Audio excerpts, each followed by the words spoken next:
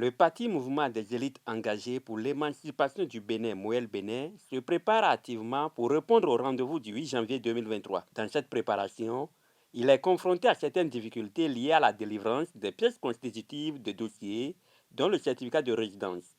À travers une conférence de presse tenue au siège du parti à Cotonou, ce lundi 24 octobre 2022, le président du parti Jacques Ayadji et les siens tirent la sonnette d'alarme et alerte l'opinion publique nationale et internationale sur les cas de difficulté. Si nous avons initié cette conférence de presse, c'est pour faire part à l'opinion publique nationale et internationale d'une difficulté que nous avons avec les mairies, ou les communes au niveau du Bénin, parce qu'il y a comme une intention à peine voilée d'empêcher Moël Bénin de participer aux élections législatives du 8 janvier 2023. Parce qu'on demande des certificats de résidence et un refus de nous les délivrer. Le cas le plus emblématique est le cas de notre camarade Boris Tayo, qui est de la commune de Savet, membre du bureau politique national du parti et agent de l'État en service au ministère du Développement. Ce camarade a fait la demande de son certificat de résidence à la mairie de Savet, d'abord au niveau de l'arrondissement pour avoir l'attestation de résidence. On lui a opposé le fait qu'il soit né à Lomé pour lui refuser de lui délivrer l'attestation de résidence. Il a fallu plus de 2 semaines et plus pour que le CA de Kaboua finisse par lui délivrer l'attestation. Cette attestation arrivée une fois au niveau du maire de Savet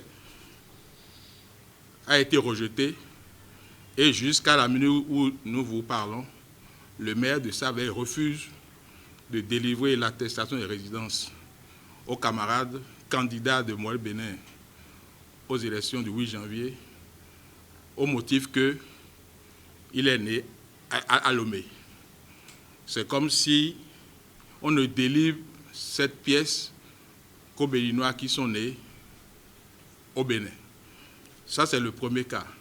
Le deuxième cas, c'est que la Sénat exige que sur cette pièce-là, il soit renseigné depuis quand les candidats résident dans les communes. Nous avons des refus au niveau de certaines communes de donner cette précision au motif que leur imprimé ne prévoit pas ce renseignement. Au niveau d'autres communes où, après moult discussions, ils acceptent de le faire, c'est qu'ils nous glissent des pots de bananes, comptant sur notre inattention.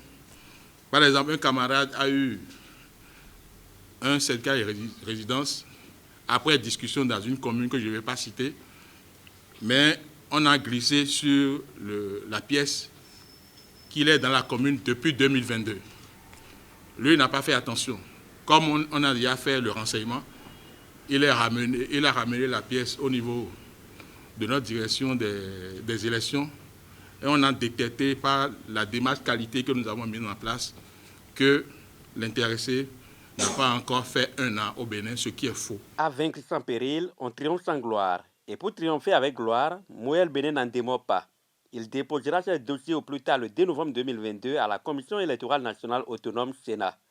Notre déclaration de candidature se prépare très bien et il n'y a pas de doute que le parti Moël Bénin soit au rendez-vous de la remise des dossiers de candidature à la Sénat au plus tard le 2 novembre à minuit. Mais comme la plupart des maires sont nos adversaires sur le terrain, ils tiennent à ce que Moël Bénin ne soit pas présent à ces élections, mais nous nous battrons pour être présents et cette conférence de presse rentre en ligne de compte de cette bataille pour franchir tous les obstacles que les gens dressent devant nous pour nous empêcher d'aller à ces élections-là.